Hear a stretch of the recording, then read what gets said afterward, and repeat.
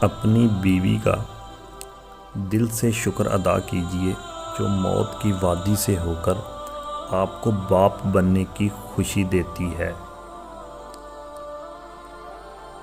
زخم وہ جگہ ہے جہاں سے آپ کے جسم میں روشنی داخل ہوتی ہے۔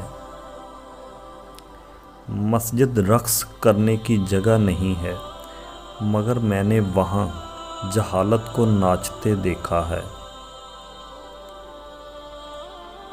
دنیا کو دھوکے کا گھر اس لیے کہا جاتا ہے کہ جہاں حقیقتیں الٹی نظر آتی ہیں۔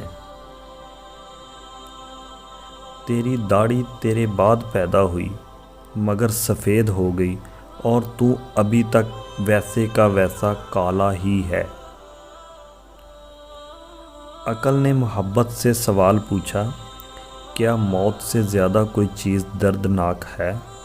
محبت نے عقل کو مخاطب کیا اور کہا، محبوب کی جدائی موت سے زیادہ تکلیف دہ ہوتی ہے۔ جب اللہ تعالیٰ کسی کی رسوائی چاہتا ہے تو اس کو پاک لوگوں پر لعن طعن کرنے کی طرف مائل کر دیتا ہے۔ جو شخص خوشگوار زندگی بسر کرتا ہے وہ تلخ موت مرتا ہے۔